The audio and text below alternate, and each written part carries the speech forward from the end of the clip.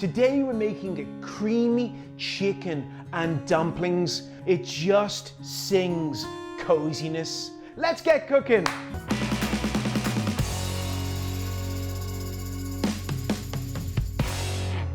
Measure out 4 cups of chicken broth, whether you make it at home or your favourite brand.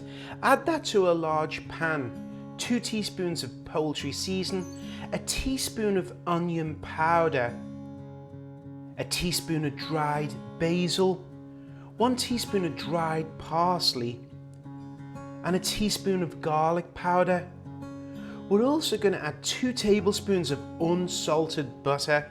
Now give this a stir around and then place a lid on. We want to bring that up to a gentle simmer so everything melts together and melds. Take 1 pound of boneless chicken breast and cut this into bite size. Remember, you're probably going to eat this with a spoon, so you want to get a bit of dumpling and a bit of chicken.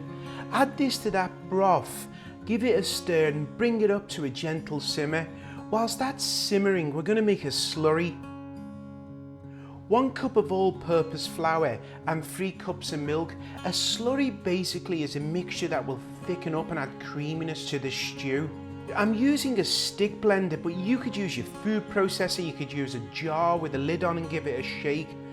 Add the slurry to the chicken broth mixture. And now we're going to add 2 cups of frozen peas and carrots.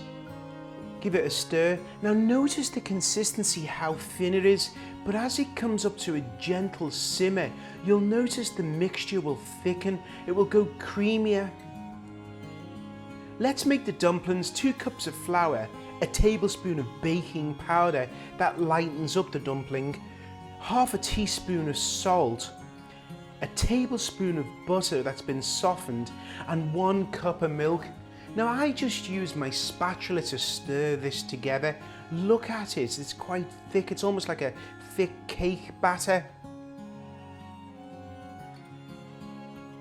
Start adding the dumpling mixture, and they don't have to be too uniform. As you look in the pot when they're cooked, they've all got their own individual character.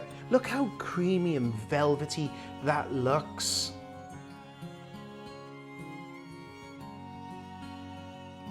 You can see how creamy this is.